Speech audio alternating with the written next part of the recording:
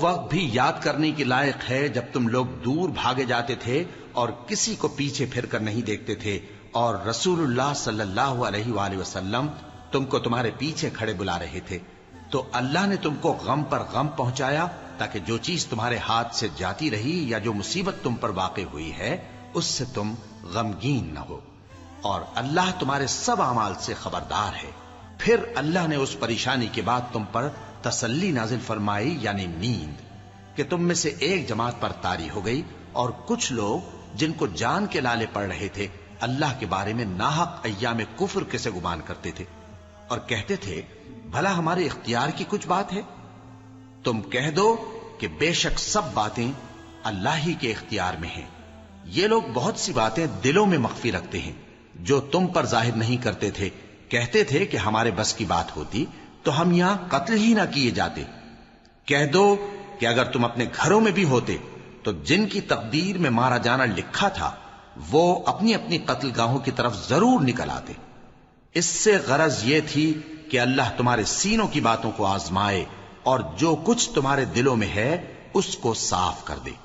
اور اللہ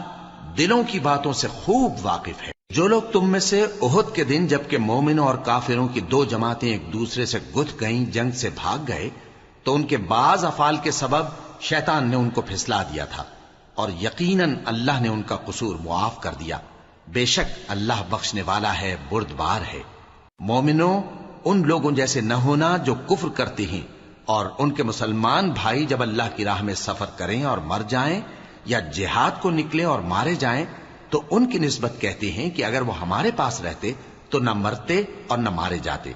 یہ اس لیے کہ اللہ ان لوگوں کے دلوں میں افسوس پیدا کر دے،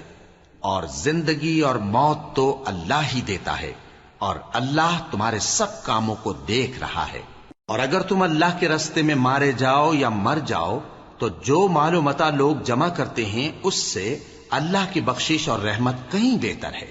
اور اگر تم مر جاؤ یا مارے جاؤ تو اللہ کے حضور میں ضرور اکٹھے کیے جاؤ گے۔ پھر اے نبی، اللہ کی مہربانی سے تم ان لوگوں کے لیے نرم مزاج واقع ہوئے ہو، اور اگر تم بدخو اور سخت دل ہوتے تو یہ تمہارے پاس سے بھاگ کھڑے ہوتے، سو ان کو معاف کر دو اور ان کے لیے اللہ سے مغفرت مانگو،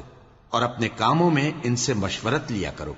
اور جب کسی کام کا پختہ ارادہ کر لو تو اللہ پر بھروسہ رکھو، بے شک اللہ بھروسہ رکھنے والوں کو دوست رکھتا ہے۔ اگر اللہ تمہارا مددگار ہے تو تم پر کوئی غالب نہیں آ سکتا، اور اگر وہ تمہیں چھوڑ دے تو پھر کون ہے اس کے بعد تمہاری مدد کرے؟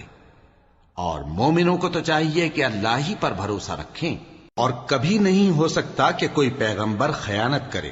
اور خیانت کرنے والوں کو قیامت کے دن خیانت کی ہوئی چیز اللہ کے روبرو لا حاضر کرنی ہوگی،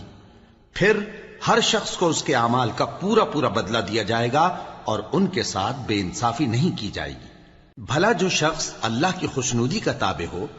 وہ اس شخص کی طرح ہو سکتا ہے جو اللہ کی ناخوشی میں گرفتار ہو، اور جس کا ٹھکانہ دوزخ ہے اور وہ برا ٹھکانہ ہے۔ سب لوگوں کے اللہ کے ہاں مختلف درجے ہیں، اور اللہ ان کے سب اعمال دیکھ رہا ہے۔